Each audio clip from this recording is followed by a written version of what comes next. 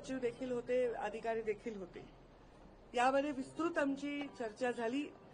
ओबीसींच्या हिताच्या संदर्भामध्ये सन्माननीय मुख्यमंत्री देवेंद्रजी फडणवीस हे जागृतपणे निर्णय घेत आलेले आहेत आणि भविष्यातही घेतील.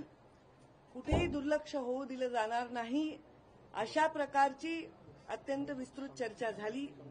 या चर्चेमध्ये, या मीटिंगमध्ये ओबीसींना जो विविध जाती, ओबीसीमध्ये अनेक जाती आहेत, जवळ 350 जाती आहेत, या विविध जातींना मिळणारे विविध लाभ, याच्यामध्ये त्यांना मिळणाऱ्या योजना, याच्यासाठी त्यांना मिळणारा निधी, याच्यावरही चर्चा झाली. याच्यामध्ये कुठेही त्यांच्यावर अन्याय होऊ दिला जाणार नाही, अशा प्रकारचे पावलं उचलण्यासंदर्भात चर्चा झाली. मीटिंग पहिलीच होती.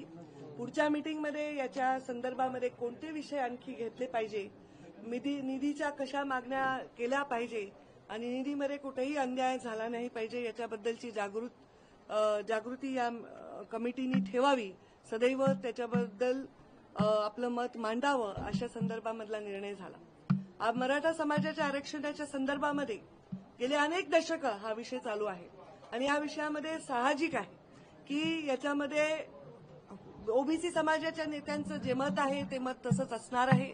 कारण कोणत्याही ऑलरेडी सामाजिक मागासलेल्या वर्गामध्ये आणखी आपण आरक्षणामध्ये लोक घेण्यासाठी सहजतः त्याचं स्वागत होत नाही.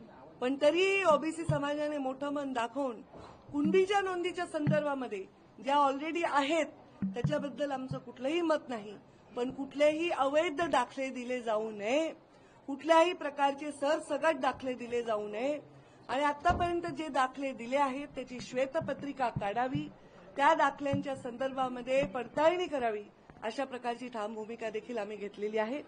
यामुळे ओबीसी समाज हा मुळात सामाजिक मागासलेपण भोगतोय.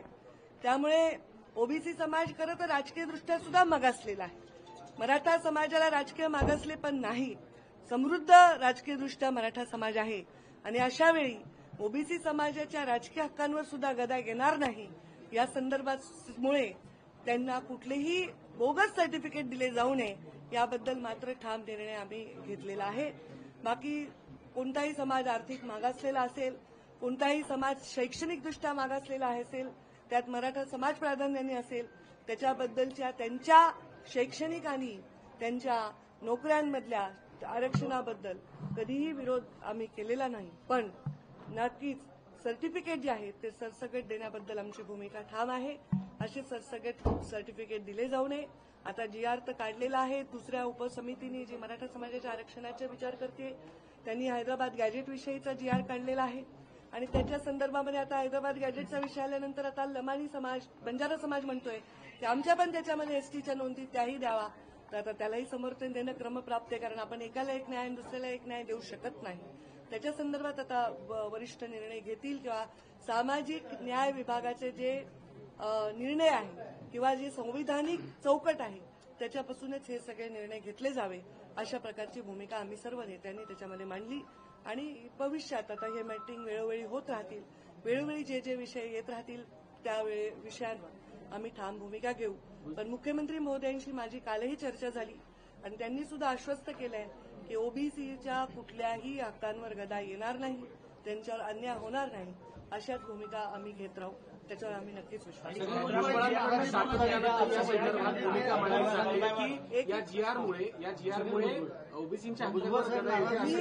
भुजबळ साहेबांचे विषय हा आमच्या लेवलचा विषय नाही. त्यांना जी चर्चा करायची ते वरिष्ठांबरोबर चर्चा करतील. हा नाराजी दूर करण्याच्या मीटिंगचा विषय नाही आणि ते नाराज आहेत असं मला म्हणता येणार नाही, पण ते स्पष्ट बोलतायत. त्यांनी आयुष्यभर त्यांच्या लढ्यासाठी ते समर्पित राहिलेले आहेत ओबीसीच्या चळवळीमध्ये, तर त्यांचे अनुभवाचे बोल आहेत, त्याला नाराजी म्हणता येणार. भुजबळ गॅजेटचे दाखले देऊन सातत्याने मांडतात की यामुळे ओबीसीच्या हक्कांवर गदा येईल, या भूमिकेशी तुम्ही सहमत आहात का? साहजिक आहे, जर अवैध दाखले दिले गेले तर नॅचरली हक्कावर गदा येईल. कोणत्याही जातीच्या बाबतीत असंच होईल ना.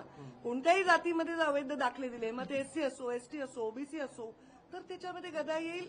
त्यामुळे आम्ही हेच सांगितलं या मीटिंगमध्ये की कुठलेही अवैध दाखले देऊ नये.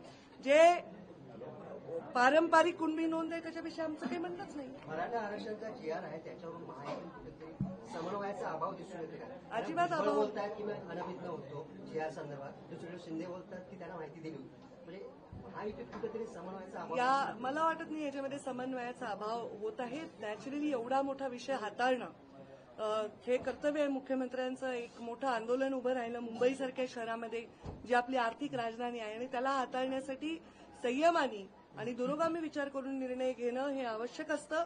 अशावेळी त्यांनी ते निर्णय घेतले. भुजबळ साहेब त्यांचं मत ठामपणे मांडतायत. ते दोघे त्याच्यात चर्चा करू शकतील, त्याच्यावर ते उत्तर देऊ शकतील. पण मी एवढंच मात्र आता हे एंड करते या माझ्या संभाषणाचा, की एकही अवैध सर्टिफिकेट देऊन ओबीसीच्या हक्कावर गदा आणू नये आणि ती आणू दिली जाणार नाही. ताई राज ठाकरे आणि उद्धव ठाकरे पुन्हा एकदा एकत्र आलेले आहेत.